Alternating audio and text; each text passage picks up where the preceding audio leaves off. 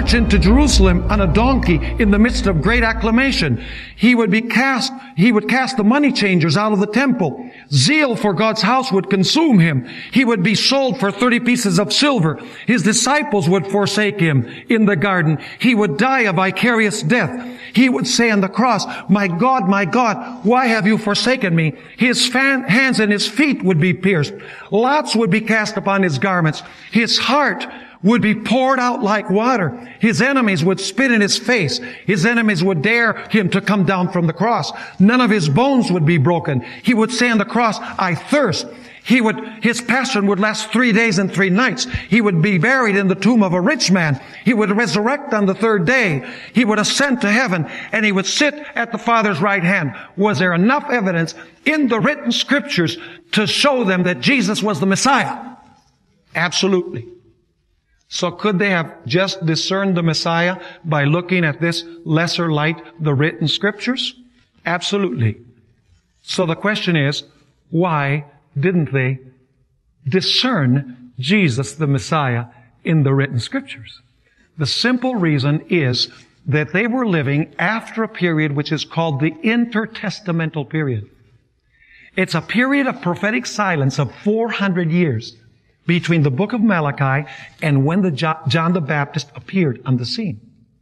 During that period, the people of Israel fell into great darkness. Many wrong teachings, many heresies penetrated Judaism, like keeping the Sabbath legalistically, like the idea of the immortality of the soul, among other things, came in among the Jewish nation, and they were in great darkness. And they read the scriptures as they wished to read them. They wanted the Messiah to come as a glorious king, and that's the way that they read the scriptures of the Old Testament. Notice Matthew chapter 4 and verse 16. It speaks about the condition of the people. It says, the people who sat in darkness have seen what? A great light. And upon those who sat in the region and shadow of death, light has dawned. So what condition were the people in when Jesus came? They were in what? They were in darkness.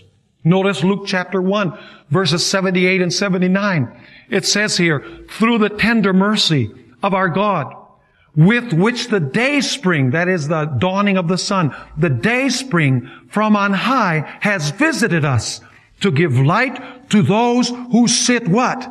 In darkness and the shadow of death, to guide our feet into the way of peace. So were the Jews understanding the Old Testament? No.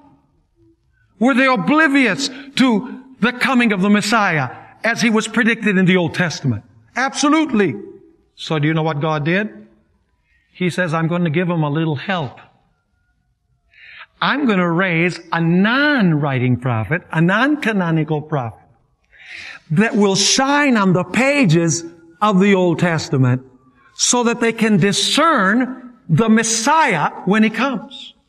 In other words, God is saying, I'm going to help them understand the prophecies of the Old Testament so that they can see the Messiah when he comes. They can understand that this is the Messiah when he comes. In other words, John the Baptist was not raised up to bring new light, but to shine upon the pages of the Old Testament so that they could understand the prophecies that they had misunderstood.